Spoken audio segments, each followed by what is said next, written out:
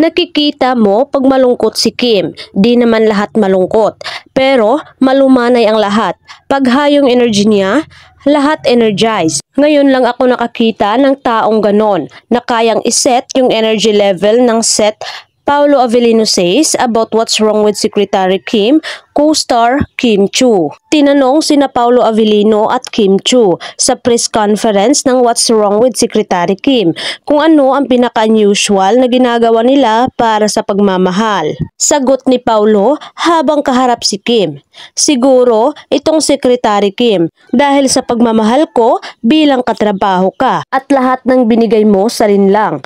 Pambawi sa iyo, so I'm here in Secretary Kim to give back. Think it was offered to me and it wasn't Kim. I'd probably have second thoughts. It's because of Kim and Sir Dio. Pahayag naman ni Kim, madami eh. Sobrang giving ko talaga na tao na parang pag may nale-left out or na-off or something, I always give as long as I can. Kasi wala namang mawawala sa akin kung magbibigay ako eh. Parang normal na sa iyo yon pag nandun yung love. Ginanap ang press con sa Quantum Skyview sa Gateway Mall, Cubao, Quezon City nitong March 9, 2024. Dinaluhan iyon ng imbitadong showbiz press, vloggers at fans at tambalan ng Kim Pao. Tinanong din ng dalawa kung ano-ano ang katangian na nagugustuhan at hinahangaan nila sa isa't isa.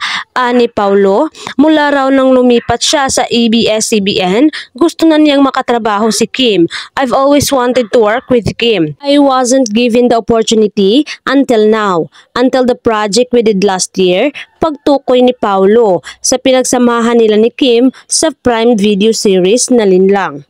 I am happy, not just because parang we know Kim is a star, but because she's so bubbly. She's matured as an actress. After working with her, I like working with people who work fast and know what they are doing. Si Kim ganon, mabilis siyang kumilos, alam niya ang script. Alam niya ang gagawin, walang nagiging problema. Si Kim, what I notice, especially when I first work with her, she sets the tone of the energy on the set. Nakikita mo na pag malungkot si Kim, di naman lahat malungkot pero malumanay ang lahat. Pag high yung energy niya, lahat energized. Ngayon lang ako nakakita ng taong ganun na kayang iset yung energy. Papuri naman ni Kim sa kapareho. Si Paolo very consistent sa trabaho.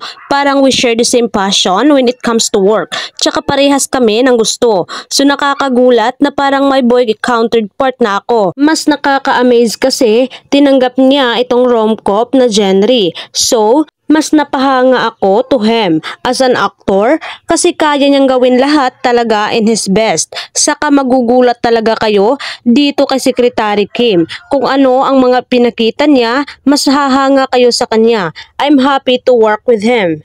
Ang What's Wrong with Secretary Kim ay ang Filipino adaptation ng sikat na South Korea series na may ganito ring titulo at tinampukan ni na Park Soo-joon at Park Min-young.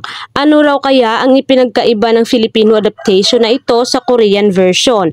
Yes, napanood namin. Syempre as proud Pinoy tayo. Maraming nilagay ang mga writers natin and everyone involved dito sa paggawa ng Secretary Kim.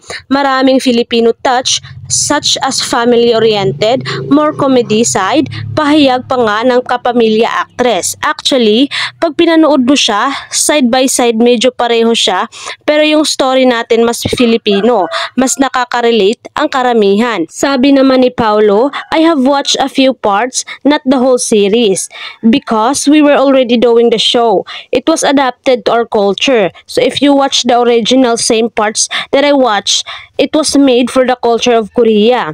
Dahil sa chemistry ng tambalan nilang Kim Pao, marami na rin ang nag-aabang kung kailan sila gagawa ng pelikula. As of now, wala pa. But if there's an opportunity to do a movie with Kim, of course, I'll be happy to do it. And I'll be happy to collaborate or maybe co-produce it. Paniniguro ng aktor. Sagot naman ni Kim, wala pa naman sa ngayon. Pero pwede naman as long as maganda yung kwento. Pwede naman, pero sa ngayon wala pa. So ito munang What's Wrong with Secretary Kim.